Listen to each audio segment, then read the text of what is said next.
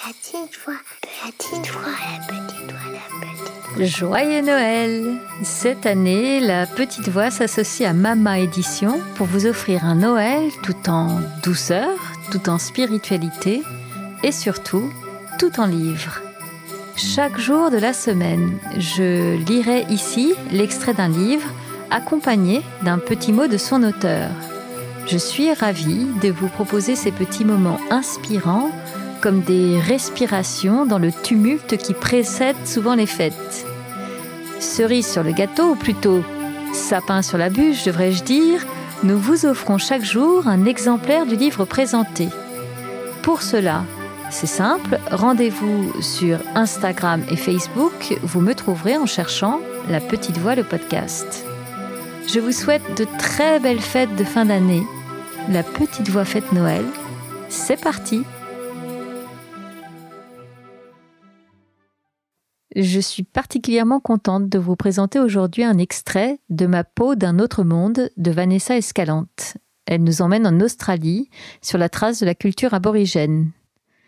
L'Australie tient une place toute particulière dans mon histoire et lorsque j'étais sur place, j'étais très curieuse et fascinée par cette culture qui me semblait si riche, mais aussi très secrète.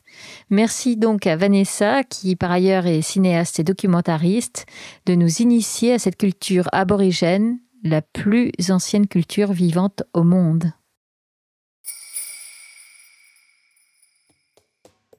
Leslie ne sait pas encore ce qui se trame pour lui. Il a débarqué pour un soi-disant pique-nique sur le terrain de jeu du diable. Les hommes font mine d'être là pour se détendre. Je filme la scène sans en perdre une miette. Peu à peu, Leslie constate un comportement étrange chez ses cousins. Quelque chose d'anormal se trame, son regard s'obscurcit. Il a l'air de se demander pourquoi DJ s'attache des bandes rouges au bras et pourquoi Tchoupouroula se peint le torse du kangourou ancestral. David se fait grave, lui qui d'habitude est un vrai pince sans rire. Ils se mettent à chanter le chant de la rivière Starkai, sa terre natale, c'est-à-dire ici. David est le big boss des lieux. Tchoupouroula se met à frapper son boomerang plusieurs fois sur le sol et chante le chant du kangourou. La vibration de sa voix me plonge lentement dans une transe. Leslie est de plus en plus mal à l'aise. Ils se mettent à faire des allées et venues. Je ne le quitte pas du viseur. « Vanessa, tu dois partir maintenant », m'impose Tchoupouroula. Dans la précipitation, je laisse mon microfilaire sur place. Je continue d'écouter à distance ce qui se dit sur le terrain. Malgré les grésillements, à mesure que je m'éloigne, une dernière phrase me parvient. « Tout le monde enlève son pantalon. » Les hommes sont maintenant nus. « Montre-nous si tu es un homme. » J'entends Leslie se rebeller, mais les hommes le forcent à s'allonger par terre. Pudiquement, je cesse d'écouter. Le lendemain, toute pression est retombée. Les hommes enseignent à Leslie les danses qu'il doit connaître. Les enchaînements lui sont montrés comme les aborigènes l'ont toujours fait depuis la nuit des temps. Cela suffit pour que Leslie s'en souvienne. Grâce à ce savoir, il peut maintenant témoigner qu'il est un homme initié. La danse principale est celle des longs bâtons. DJ la présente en premier. 2 longues tiges de feuilles sont accrochées des 2 côtés de son corps avec de la laine. Ces bâtons représentent le peuple des étoiles, ancêtres venus du cosmos pour apporter certains savoirs. Tchoupouroula me dit que le peuple des étoiles serait arrivé sur Terre sous la forme de bâtons qui tremblaient dans les airs. DJ se met à sauter les pieds joints, avançant en zigzag et faisant trembler le feuillage. Il s'arrête, face caméra, pour se laisser choir en arrière dans les bras de Stanton, caché derrière lui. Après la pratique des danses des petits bâtons et du bouclier, Lance et DJ se font des scarifications au bras avec un silex. Cela fait également partie de l'enseignement de Leslie.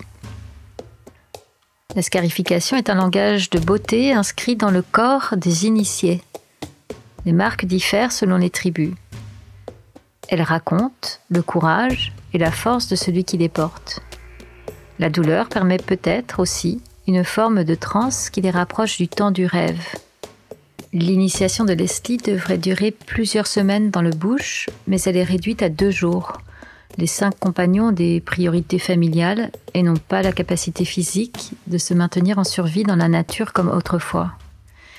Dorénavant, Leslie doit se tenir loin de sa femme pour guérir. Le tournage de cette séquence me permet de souffler un peu. J'ai un bon quart d'heure de film. J'ai aussi besoin de couper avec le monde extérieur. Djupurula commence depuis quelques jours à m'oppresser. Il devient de plus en plus ténébreux. Il me parle des putiji, des esprits qui enlèvent les femmes. Je n'aime pas l'ambiance qu'il crée. Il me demande de me préparer à une nouvelle séquence. En tant que guérisseur, il a le Mungan, le pouvoir. Et comme tout pouvoir, c'est la façon dont il est utilisé qui fait d'une personne un guérisseur ou un sorcier. Djupurula m'amène peu à peu sur le chemin que je crains le plus, la sorcellerie. À demi-mot, il me parle du business des hommes traditionnels. Je comprends qu'il s'agit d'utiliser les forces occultes. Il me confie qu'il veut enseigner à ces hommes comment tuer à distance et il veut que je filme. Je ne comprends plus à qui j'ai affaire. Je lui donne mon avis. Je ne veux pas avoir affaire avec la magie noire, ni de près, ni de loin. Djupurula m'explique que le business des sorciers est de savoir manier la magie blanche et noire. Je n'ai pas à juger de ça. C'est avec l'occultisme qu'il va renforcer l'esprit de ces hommes. Je trouve cela hors contexte. Je pensais que seuls les sorciers qui sont passés par une vraie initiation, comme celle que tu as reçue dans ta jeunesse, ont le droit d'utiliser la magie. Djupurula me gratifie d'un « Regarde et apprends ». Ceux qui sont destinés à devenir guérisseurs ou sorciers sont reconnus dès l'enfance. Ils sont choisis pour leur pouvoir.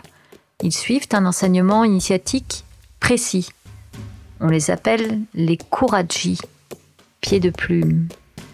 Certains font le choix de la sorcellerie et peuvent être mandatés pour des vendettas au sein de communautés. Ils règlent des contrats. Ils agissent de nuit en portant des chaussons en plumes d'émeu pour ne pas laisser d'empreintes dans le sable. La rumeur de la présence des Kuraji dans une communauté terrifie tout le monde. Djupurula semble ne pas apprécier que je donne mon avis, tout comme les femmes aborigènes qui s'opposent de plus en plus aujourd'hui à la sorcellerie. Sans me sentir un quelconque droit d'ingérence dans les cultures aborigènes, cet événement m'aide à prendre une position à l'intérieur de moi, celle de ne m'engager que dans l'utilisation des forces universelles spirituelles porteuses de paix. Djupurula a réuni ses hommes devant chez Stanton. Il est ferme et veut que je filme. J'ai préparé la caméra et je fais une prière pour recevoir une aide divine. Au moment où Djupurula révèle à ses hommes le chant de la mort, un voisin allume sa radio à fond.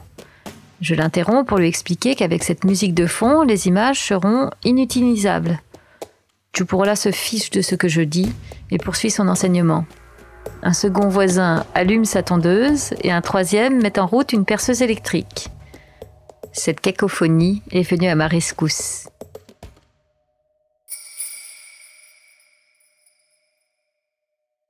Vanessa, quelle petite voix vous a soufflé d'écrire ce livre ? Plus qu'une voix, c'est une espèce d'énergie sacrée, de force qui est venue me chercher. Après 10 années d'expérience et d'immersion en terre aborigène d'Australie, pendant le confinement, j'ai reçu cette espèce d'énergie venue d'on ne sait où, de la sphère du temps du rêve, et qui m'a vraiment mise dans cette puissance d'écriture. Et pendant 6 mois, non-stop, je me suis immergée dans le récit de mes aventures australiennes. Bien que j'avais des souvenirs enfouis que j'avais pas envie de revivre, j'ai réussi à les remettre sur le papier. Et surtout, ce qui était important pour moi à travers ce livre, c'était de laisser une trace, une vibration, une énergie d'amour que j'ai toujours eue pour la nature et pour l'environnement et pour les peuples autochtones. Et je voulais vraiment laisser cette empreinte à travers les mots de qu'est-ce que c'est que le rapport à la nature, le rapport à l'autre.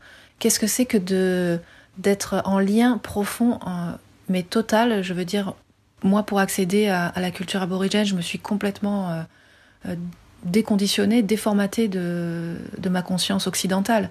Donc j'ai dû vraiment faire une mue, enlever une peau pour me mettre dans la peau de l'autre, pour comprendre leur vision du monde. Et donc j'ai pu retrouver, grâce à cette culture, le lien avec le sacré, le lien avec l'espace-temps du rêve. La petite voix Fête Noël, c'est fini pour aujourd'hui. Je vous donne rendez-vous demain pour un nouvel extrait. Si cet épisode vous a plu, s'il vous a inspiré, alors dites-le moi avec des étoiles, des bonnes notes et des commentaires sur votre plateforme de podcast préférée. Ça aide vraiment à faire découvrir la petite voix à d'autres personnes. Retrouvez-moi aussi sur Facebook et Instagram en cherchant simplement La Petite Voix le podcast. Merci beaucoup et à demain pour la suite de La Petite Voix Fête Noël.